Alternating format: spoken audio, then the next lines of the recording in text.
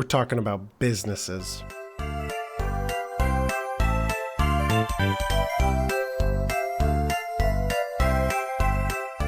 Living in the greatest country, known as America, we know a thing or two about building a business. Gaming has many business-based mechanics.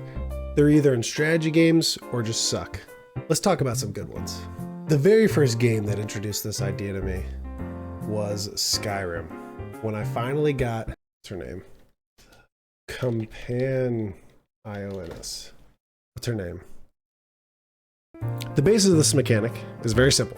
You open an invisible shop with your wife. She sells stuff. Super simple.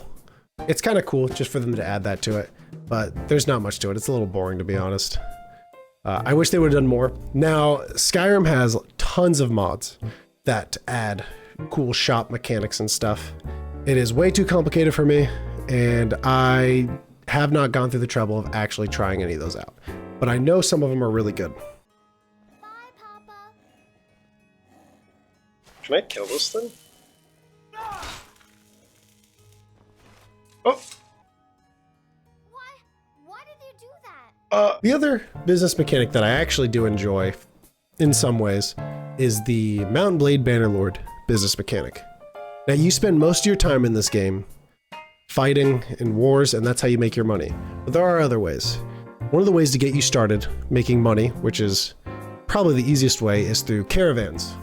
Caravans cost a little bit of money up front, and you send one of your followers, and they run around selling stuff and buying stuff, so you make a little bit of money off of that.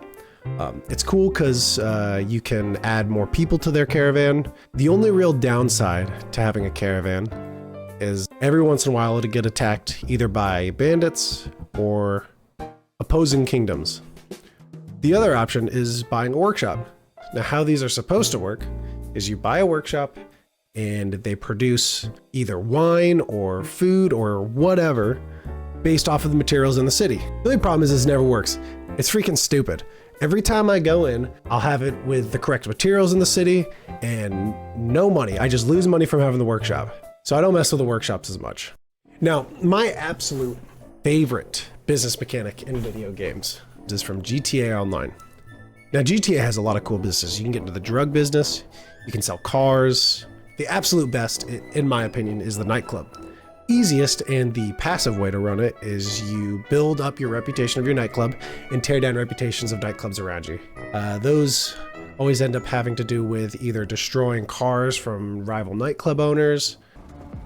Dude, this dude's gonna shoot me down, isn't he? You scumbag. Let's see if I can hit him out of the sky.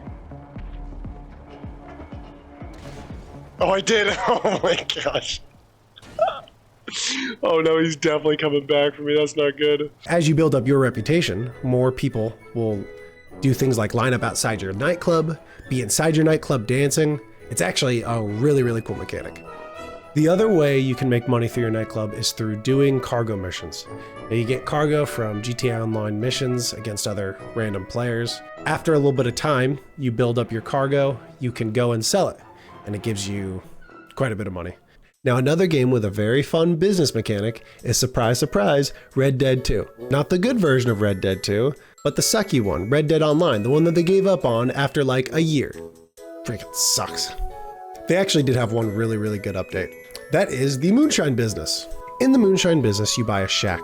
In the shack, you have a brewer, or whatever you would call it. Who cares? Whatever it's called, the maker. He will make a batch of moonshine for you. Different moonshine will make you more money, but sometimes it takes longer, sometimes it takes more materials. But once it's done being cooked, you saddle up, usually way too long, to go and sell the moonshine.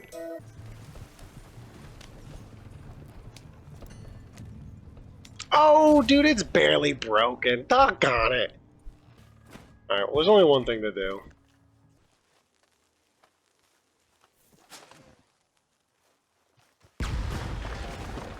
You sometimes will run into some checkpoints that has some Pankertains checking to see if you have any moonshine. Doing wagon checks for moonshine and the like. I promise I don't have any moonshine. So, what should I expect to find in here?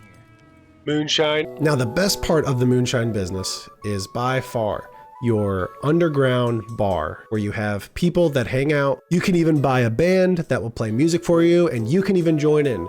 And during Christmas, they'll play Christmas music.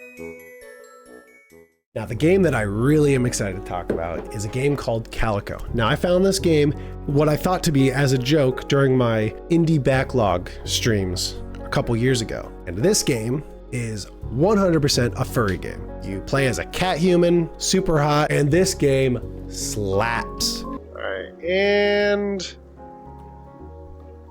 oh my gosh. That's how you wiggle throw. Oh, there he goes.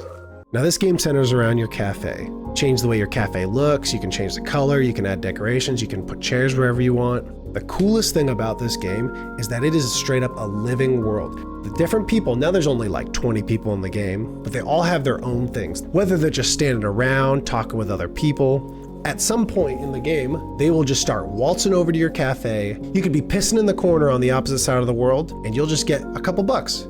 And if you teleport to your cafe, you'll see, oh, people are in my cafe eating, having a good time, chilling out, eating some dog treats, whatever furries do. You can even buy recipes for treats that'll attract certain people from around the world. It's actually a really cool game mechanic, and it's really fun.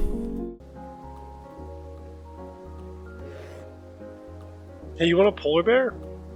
Now, I would love to see more games take the time, expand a business to a more living world that GTA 5 didn't really have. Now, I know there's a lot of games that I probably missed that I don't know about or I just don't care to talk about, but I thought those were the ones that I would love for more games to mimic and expand upon. Now, I love you all. God bless. Goodbye.